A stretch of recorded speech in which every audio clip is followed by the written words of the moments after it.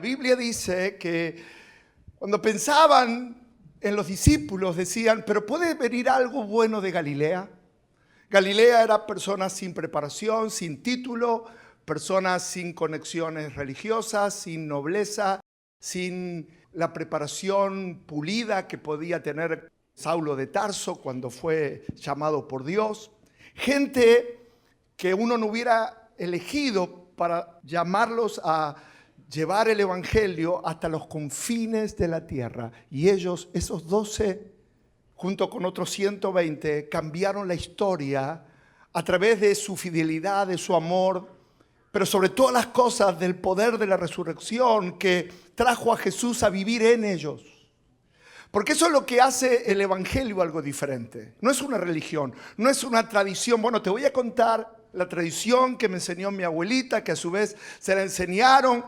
La tradición de la fe en Dios, no, esto no es una tradición que se pasa de generación en generación. Es una experiencia con el Dios vivo. La vida cristiana no es tradición, no es religiosidad. No es que yo voy a una iglesia diferente a la que iba, sino que es cómo conocer el poder de la resurrección. Cómo cambió el poder de la resurrección la vida de los discípulos. Cómo cambió la historia de la iglesia. Y eso vamos a hablar hoy. El título del sermón hoy es ¿cómo seguiremos? ¿Cómo persistiremos? ¿Cómo seguir después del domingo de la resurrección tan lindo, tan hermoso? Pero ¿cómo seguimos nosotros? ¿Cómo siguió la iglesia? De eso se trata el punto fundamental del evangelio y del sermón de hoy. ¿Cómo persistiremos en un mundo que no cree, en un mundo seco, vacío, en un mundo que vive por la vista, por los sentidos y no por la fe en Dios?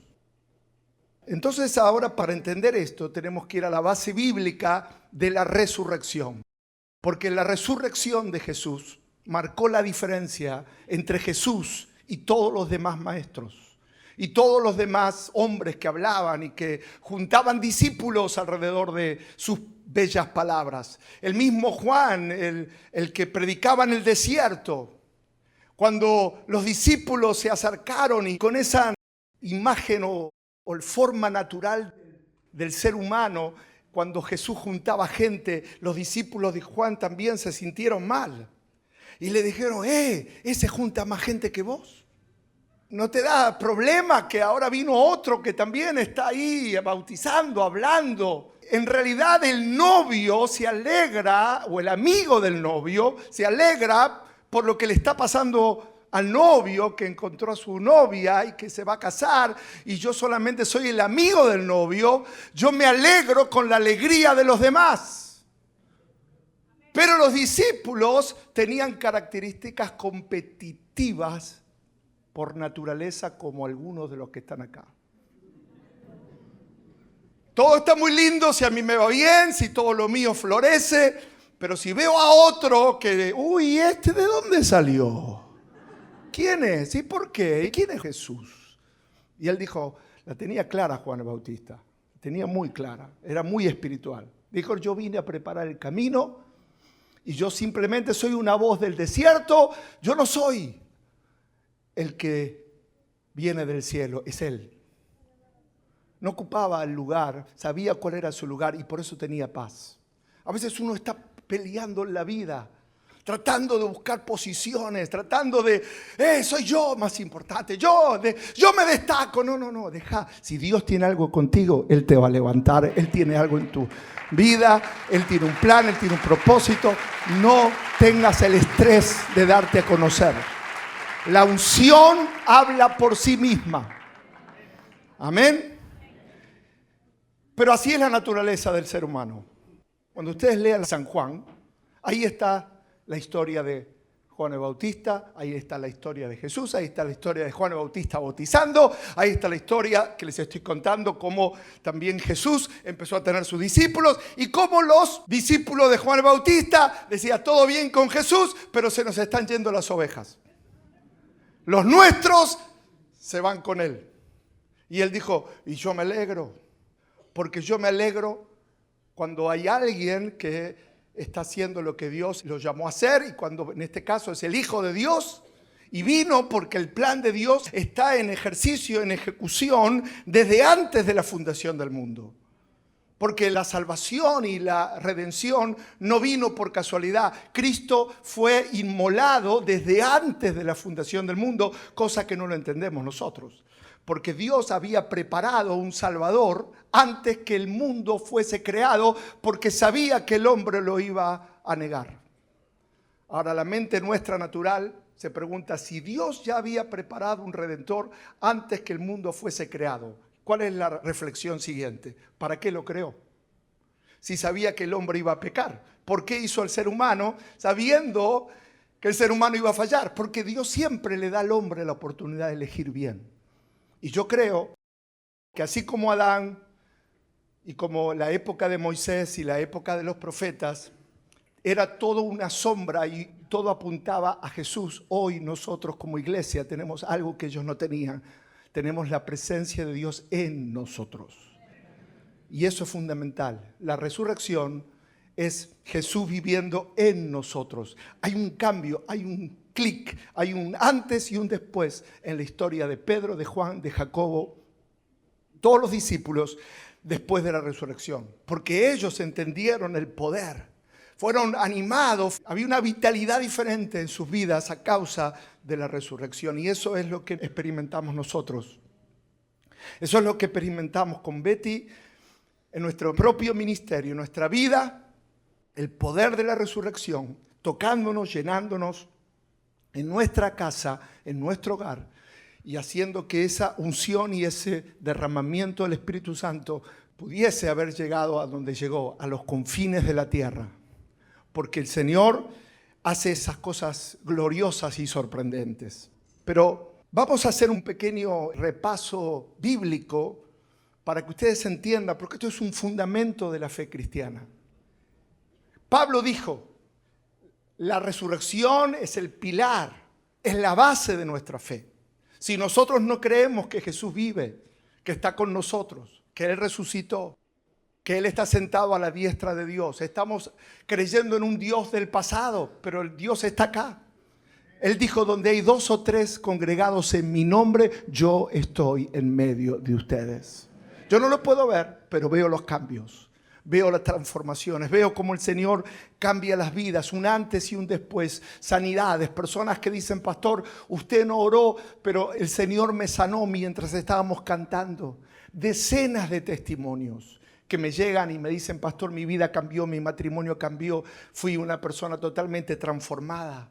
No es que vemos a Jesús visiblemente tocando a las personas, pero podemos ver los cambios. Jesús está presente.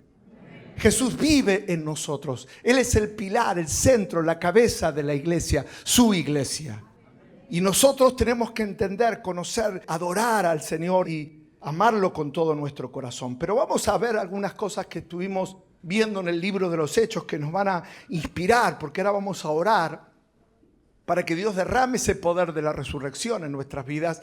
Pero quiero que leamos otra vez el libro de Hechos, capítulo 1, versículo 9. Versículos anteriores, no tengo tiempo para leer todo. Los versículos anteriores, Jesús le dijo a los discípulos que esperen en Jerusalén hasta que sean investidos, revestidos del poder de lo alto. Después de esas palabras finales que Jesús les habló de esperar, de estar en Jerusalén, resulta que habiendo dicho estas cosas, viéndolo ellos, es decir, los discípulos, Jesús fue alzado y le recibió una nube que le ocultó de sus ojos. Dice, y estando ellos con los ojos puestos en el cielo, entre tanto que él se iba, y aquí se pusieron junto a ellos 2 varones con vestiduras blancas, los cuales también le dijeron, varones galileos, ¿por qué estáis mirando al cielo? Este mismo Jesús que ha sido tomado de vosotros al cielo, así vendrá, como le habéis visto ir al cielo. Ahora Jesús fue alzado. Había estado con ellos y de repente fue alzado al cielo. ¿Dónde fue? ¿A qué lugar fue? Bueno, unos versículos más adelante, en Hechos capítulo 7, nos habla la Escritura a dónde está Jesús en el cielo. Subió en la nube y llegó a un lugar. Fíjense, en Hechos capítulo 7, 55 dice, pero Esteban, que fue el primer mártir de la iglesia a causa del testimonio de Jesús, terminó apedreado, lleno del Espíritu Santo, puestos los ojos en el cielo, vio la gloria de Dios y a Jesús que estaba, ¿dónde estaba? Sentado a la diestra de Dios, y dijo, he aquí veo los cielos abiertos y al Hijo del Hombre que está a la diestra de Dios. El Hijo del Hombre, ¿se acuerda que la Biblia habla de Jesús como Hijo del Hombre, como Mesías y como Cristo? Hijo de hombre era el hombre de Galilea, el hombre, pero ya no estaba ahí, estaba sentado a la diestra del Padre, está sentado. Amén, está sentado a la diestra del Padre. Y dice Pablo en la carta de Efesios, capítulo 1, versículo 19, para que nosotros terminemos de ver este cuadro. En Efesios capítulo 1, 19 dice, ¿y cuál la supereminente grandeza de su poder para con nosotros los que creemos? Según la operación del poder de su fuerza, la cual operó en Cristo, resucitándole de los muertos y sentándole a su diestra en los lugares celestiales, sobre todo principado y autoridad y poder y señorío, y sobre todo nombre que se nombra, no solo en este siglo, sino también en el venidero. Y sometió todas las cosas bajo sus pies. Amén. Y lo dio por cabeza sobre todas las cosas a la iglesia, la cual es su cuerpo, la plenitud de aquel que todo lo llena en todo. Él llegó a la diestra del Padre, hoy tiene toda autoridad y tiene a sus enemigos bajo sus pies. Y hoy esa unción, ese aceite, esa presencia de Dios viene, como dice el Salmo 133, de la cabeza hacia el resto del cuerpo que somos nosotros. Jesús, lleno de gracia, lleno de gloria, lleno de poder, derrama su bendición sobre nuestras vidas. Por lo tanto, nuestras vidas no tienen que estar decepcionadas. Nuestras vidas no tienen que estar en derrota. Nuestras vidas no tienen que estar llenas de incredulidad, de pecado, de angustia, porque nuestro Rey vive. Y nuestro Rey está sentado a la diestra del Padre sobre toda autoridad, sobre todo nombre que se nombra. Y cada vez que usted clama el nombre de Jesús, algo sucede. No son palabras de un pastor, no son palabras de un hombre, no son palabras de un escritor que escribe cosas humanas. Es la palabra de Dios que te revela dónde está tu Dios. Tu Dios vive.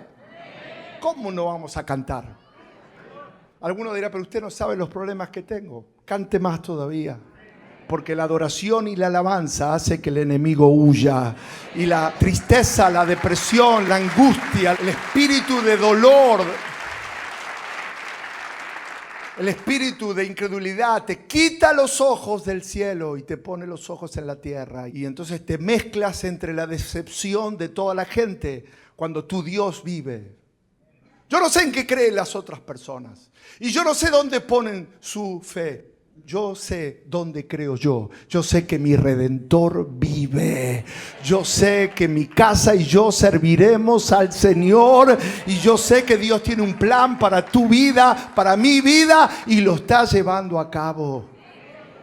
Tus ojos tienen que estar en Él, que está sentado a la diestra del Padre y sus enemigos están bajo sus pies.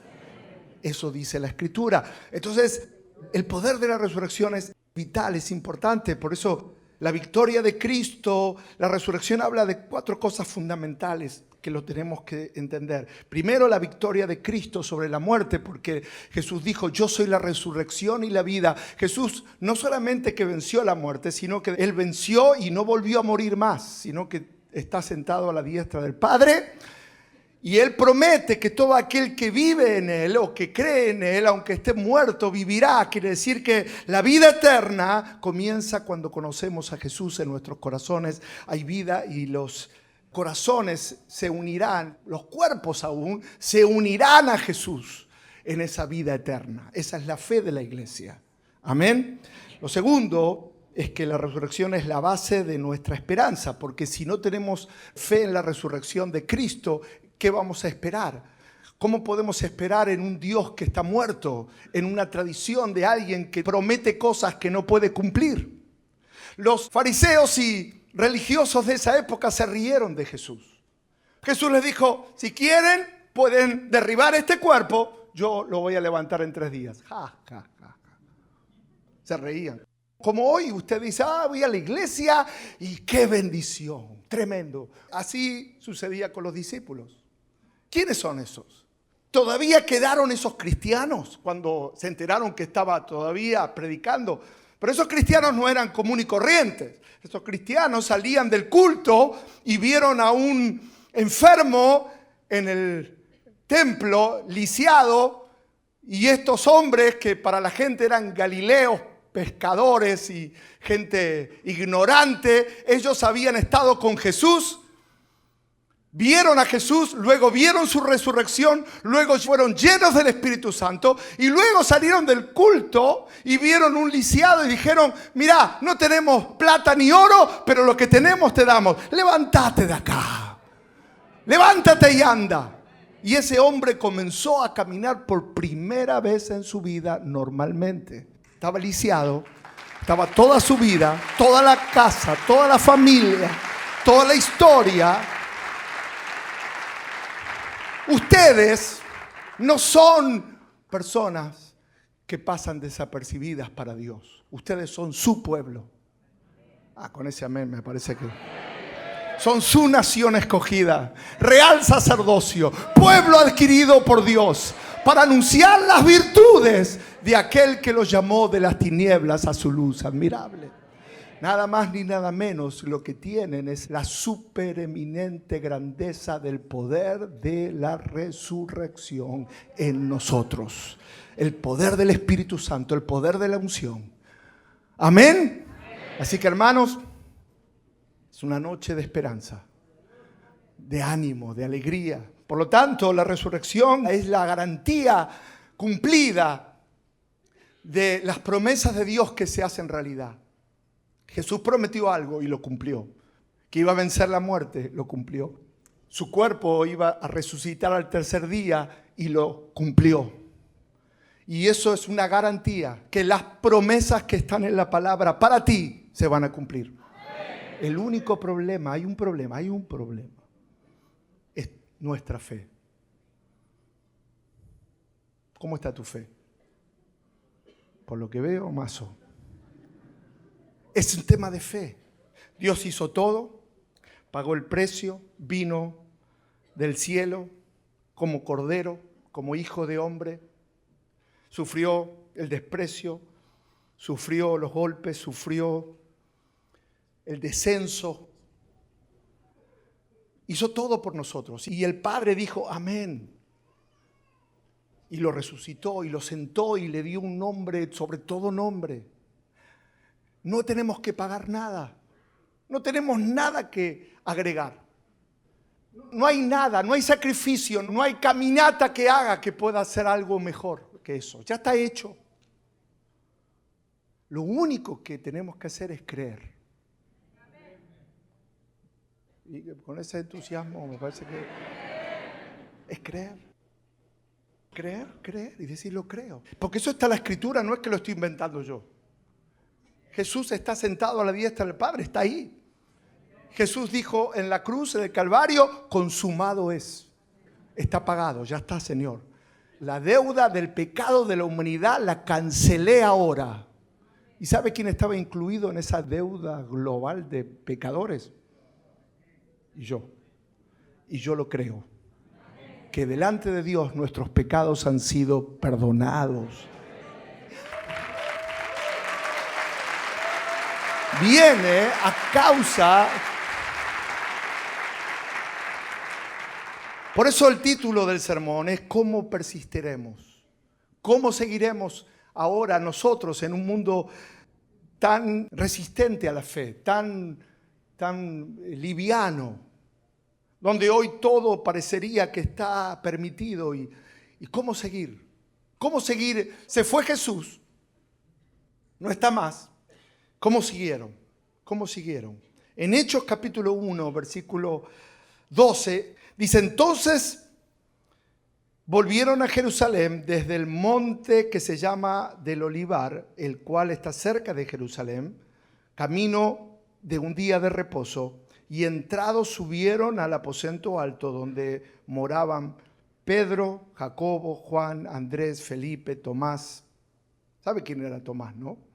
Tomás era si no veo, no creo. ¿Y dónde estaba ahora? En el aposento alto, esperando en Dios. Los cambios.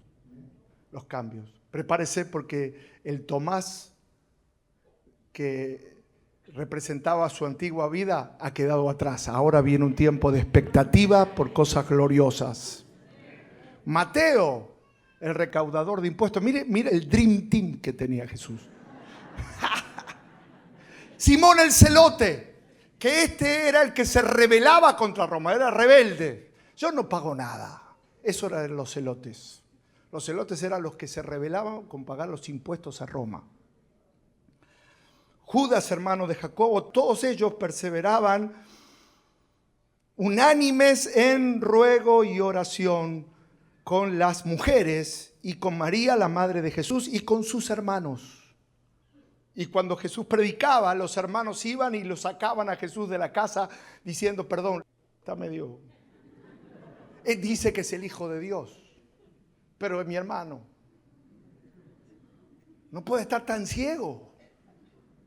Y eso pasa hoy en día. Dios está haciendo una obra en alguien que está acá y no la ves y decís: este es un desastre. No es un desastre. Dios está haciendo una obra en cada uno de nosotros. Somos su pueblo. Tenemos que honrar y bendecir al hermano. Tenemos que animarlo y edificarlo en su fe cada día. No hablar mal unos de otros, sino edificarnos unos a otros. Pero ahí estaban los hermanos. Ahí estaba Simón. Ahí estaba el celote. Ahí estaba Tomás. Ahí estaba Mateo. Ahí estaba Pedro, Jacobo y Juan. Que cuando Jesús le dijo: vengan a Getsemaní conmigo, vamos a orar, estoy pasando un momento de decisiones, apóyenme en oración, oren conmigo. Sí, Señor. Se alejó a una distancia de unos 30, 40 metros. ¿Y qué estaban haciendo esos 3 discípulos que habían estado en milagros? ¿Se acuerda cuando entraron a la casa y Jesús resucitó a una niña y le dijo Talita Cumi, y habían estado en el monte de la transfiguración y habían estado cerca de Jesús muchas veces? Sin embargo, en esos momentos, en vez de animarse, se desanimaron, y cuando Jesús les dijo: crean conmigo, oren conmigo, ¿qué estaban haciendo? Dormían. El pastor les decía: oren, y ¿qué hacían? Dormían. No a ustedes, estoy predicando la... Pero hay un tiempo de cambio. Gloria a Dios, gracias. Hay un tiempo de cambio. Y de eso se trata el sermón de hoy. Que uno puede oír y le cuesta y tiene resistencia y tiene incredulidad y tiene humanidad y le sale por qué este tiene y por qué los discípulos del otro son mejores que los nuestros y por qué este se fue allá y el otro se quedó acá y competió. No. A Dios no le interesa nada de eso. A Dios le interesa que seamos el amigo del novio que viene a buscar a su iglesia. Y amamos su presencia. Y eso es lo que yo he amado durante los últimos 30 años en mi vida. Y el fuego no se va a apagar porque amamos su presencia. No amamos lo que juntamos, amamos lo que es para Él. Y esa es la iglesia. Esa es la iglesia que Dios usa, la iglesia que pone sus ojos en el reino de Dios. Por eso vamos por todos lados. Estamos preparando a la iglesia de Cristo y nosotros somos los amigos del novio. Y nos gozamos cuando viene la gente a Dios. Gloria al Señor. Nos gozamos cuando la gente acepta a Jesucristo. A donde quiera que acepten a Jesús. Amén. Todos perseveraban unánimes en oración y ruego. En aquellos días Pedro se levantó en medio de los hermanos, y los reunidos eran como 120 en números. Y dijo: varones hermanos, era necesario que se cumpliese la escritura en que el Espíritu Santo habló antes por boca de David acerca de Judas, que fue guía de los que prendieron a Jesús. Y más adelante habla de que es necesario que iban a elegir al quien iba a ser el sucesor, y habían elegido entonces a dos de las personas que calificaban como las personas que podían ser los sucesores de Judas Iscariote. Pero me llama la atención cómo termina el versículo 24 del capítulo 1 del libro de los Hechos. Pedro diciendo: tú, Señor, que conoces los corazones de todos, muestra cuál de estos dos has elegido. Pedro ya no era impulsivo, ya no estaba enojado, ya no era una persona tibia, no era una persona que reaccionaba impulsivamente. Pocos días atrás le había cortado la oreja a un soldado por el impulso de lo que había sucedido con el arresto de Jesús. Sin embargo, algo cambió en la resurrección, algo sucedió, una transformación, y estamos viendo esos cambios que tienen que ver con la iglesia de hoy también. Porque ¿cómo seguiremos? ¿Cómo perseveraremos? ¿Cómo persistiremos en este mundo? Bueno, vemos en la vida de los discípulos un ejemplo a seguir. Gente común, gente normal, gente con las presiones similares o peores de las que nos podemos estar viviendo nosotros hoy, ahora. Sin embargo, ellos decidieron bien.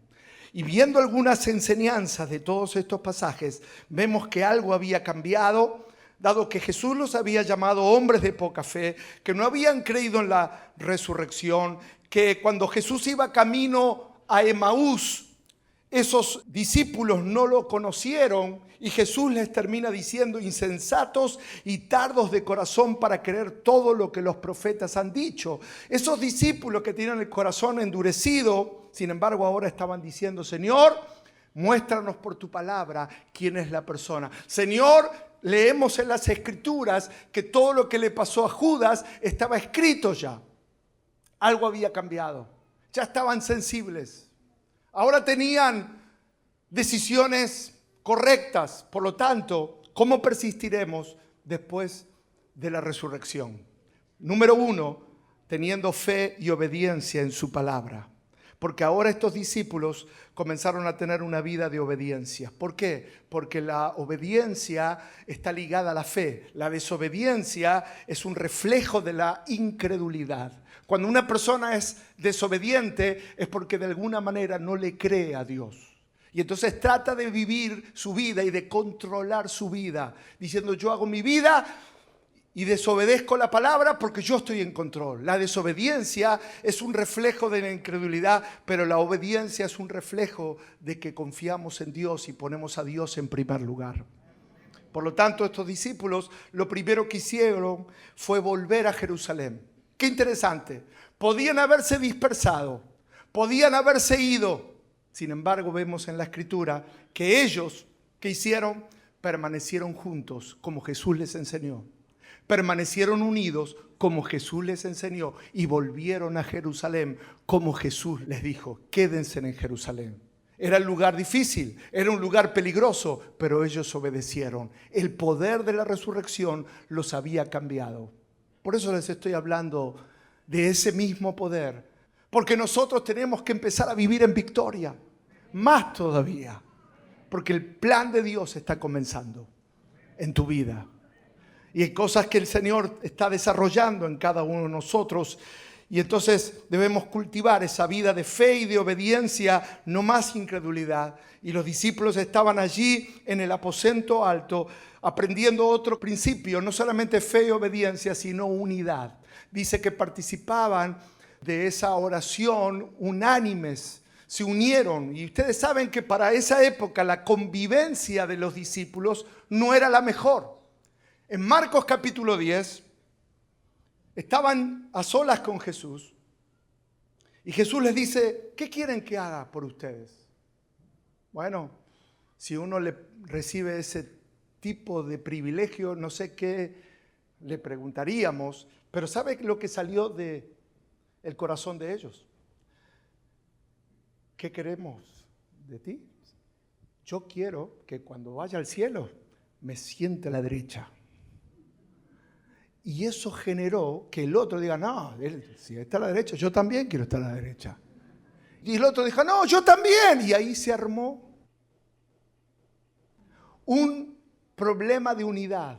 El orgullo, la competencia, el carácter que todavía no estaba pulido, produjo roces. Pero ahora dice que estaba el celote, el Mateo, el incrédulo, estaban todos unánimes. Los hermanos de Jesús, los que los pensaban que estaban todos unánimes juntos. ¿Por qué? Porque el poder de lo alto los había cambiado. ¿Qué es lo que nos une, hermanos? No es que todos pensamos lo mismo, no es que todos tenemos los mismos gustos, no es que a nosotros no nos pasa lo mismo que queremos tener un poquito más que lo que tiene el otro. Todos tenemos características de los discípulos. Por eso yo hablo de todas estas cosas, porque cada uno se ve reflejado en esto. Pero de algo podemos estar seguros, que el poder de Dios nos cambia, nos transforma y nos une. Y que el poder de lo alto viene en la unidad. No viene en la división, no viene en la guerra, no viene en los momentos de pelea, de enojo, sino que viene en la unidad. La unidad es lo que marca al cuerpo de Cristo. La unidad es lo que oró Jesús. Le dijo, Señor, lo único que te pido, que cuando yo no esté, que se mantengan uno. Y una de las cosas que hace el diablo muchas veces es querer herir la iglesia, lastimarla, porque si Jesús oró por unidad, el otro trata de desunir. El enemigo, Satanás, las tinieblas, como ustedes quieran llamarlo, Lucifer, Lucero, el ángel caído, lo que busca es pelea, contienda, división, enojo, desprecio. Pero Jesús dijo, Señor, de algo te quiero pedir. Lo más importante, que cuando yo no esté, sean uno, así como tú y yo somos uno. Cuando hay disputas, cuando hay enojos, cuando hay quien busca, vamos a lastimar, vamos a tratar mal a esta persona, eso no es el Espíritu de Cristo. Y eso es lo que la palabra de Dios nos habla en este pasaje, que lo que hizo que la iglesia mantenga el fuego y sea la iglesia de Cristo es que esos primeros discípulos, 120, siendo tan diferentes, se mantuvieron unidos. Amén. Y nosotros vamos a seguir a Cristo, no importa lo que piensen los demás, nuestro corazón va a seguir al Maestro cada día de nuestra vida. ¿Cuántos dicen amén? Gloria al Señor. Número 3, tuvieron una vida de oración, no solamente de unidad, sino también de oración. Permanecían orando. La oración te recuerda una gran verdad, que sos dependiente. Por naturaleza, el ser humano trata de decir, yo lo arreglo, yo lo soluciono, yo lo cambio. Pero la oración, cuando Dios dice que ores, es porque dice, quiero que sometas tu capacidad humana a la autoridad del cielo. Y la oración te hace dependiente de Dios. Señor, enséñame a orar para que yo pueda buscar las cosas del cielo. La oración del justo puede mucho, dice la Escritura. Sin oración has logrado algo, con la oración vas a lograr todo, más que nunca. Porque la oración te va a poner en una posición mucho más alta, porque la oración es un motor que se enciende espiritualmente hablando para impulsarte a una nueva vida. Entonces necesitamos orar y esa oración tiene que ser constante y diaria y no tiene que ser una plegaria aburrida, sino tiene que ser palabras de agradecimiento y de comunión con Dios. Amén. La oración entonces es el poder y la gloria de la iglesia y justamente Pedro estaba diciendo, vamos a orar Y vamos a pedirle a Dios la guía, al Espíritu Santo, que nos dirija en la decisión que vamos a tomar. Ya estaba cambiado, ya no era impulsivo, estaba orando al Señor. Después de la resurrección, Señor, tú vas a mostrar quién es la persona elegida, buscando la voluntad de Dios. Por lo tanto, estos pilares que hacen que la persona persista, la oración, la palabra de Dios, la fe y la obediencia diaria a Él, esos son pilares que nos dan una vida consolidada diariamente después de experimentar ese poder de la resurrección. Y yo quiero orar ahora porque Jesús les enseñó que esperasen la promesa del Padre, que sean llenos de la promesa del Padre, que sean revestidos de la promesa del Padre. Y después que fueron revestidos y llenos del poder de lo alto, comenzaron a orar, comenzaron los milagros, comenzaron a llenar ese mundo conocido del poder del Evangelio. Ese poder no ha cambiado, sigue estando acá. Pero primero nos va a cambiar a nosotros. Y la primera parte de mi oración después de esta palabra es que si alguno se vio reflejado en algún momento de este sermón, se vio que tal vez no está viviendo una vida de oración, una vida de obediencia, tal vez está enojado, está lleno de ambición, o tal vez está pensando por qué este se fue allá y el otro se queda acá y el otro... No, a mí como pastor lo que me importa es agradar a Dios, agradar al Espíritu Santo, agradar diariamente, que la presencia de Dios se sienta bienvenida en este lugar. Pero cuántas personas son decepcionadas, y los discípulos tenían que aprender a lidiar con la decepción. Tuvieron la decepción de Judas, tuvieron el hecho de ver el dolor de lo que sucedió y lo que le pasó a Judas, pero aprendieron algo, aprendieron a seguir adelante, conociendo que la voluntad de Dios para ellos era algo que seguía en pie. No importa lo que pasó con otro, el plan de Dios seguía adelante en ellos. Y eso es lo que nosotros tenemos que aprender, a seguir adelante. Muchas cosas nos decepcionan, nos lastiman, nos hieren, nos ofenden, nos tratan de impulsar para atrás, pero nosotros nos levantamos unánimes en oración, en ruego, en plenitud, en llenura, edificando el cuerpo de Cristo, porque somos los amigos del novio. Somos quienes estamos preparando a la novia, que es la iglesia, para la venida del Señor. Es el privilegio. Nos alegramos de estar en la casa del Señor. Así que vamos a cerrar nuestros ojos y decirle: Señor, gracias por esta hermosa noche, por esta hermosa palabra, por este hermoso momento. Gracias, Señor, por la posibilidad de oír tu voz y de que tus palabras siempre tocan nuestros corazones. Siempre tú nos dejas una enseñanza. Y hoy nos dejaste una enseñanza, que está sentado a la diestra del Padre y que quieres que oremos. Tú dijiste, Señor, clama a mí y yo te responderé. Crea en mí, oh Dios, un corazón limpio. Renueva un espíritu recto dentro de mí. Señor, gracias por el ejemplo, por la vivencia de estos primeros discípulos. Frente a las dudas, frente a la ausencia, frente a tantas cosas que pasaron, ellos tomaron la decisión de perseverar, de caminar, de unirse más, de llenarse más de ti. Y tú los usaste para cambiar el mundo. Y yo te pido esta noche, todos estos jóvenes, muchísimos, úsalos. Son los que tú has elegido. Son los que tú has llamado. Son los que tú has comprado. Cúbrelos con tu sangre. Guárdalos de todo mal, de todo ataque del diablo. Señor, que perseveren, que permanezcan, que estén firmes.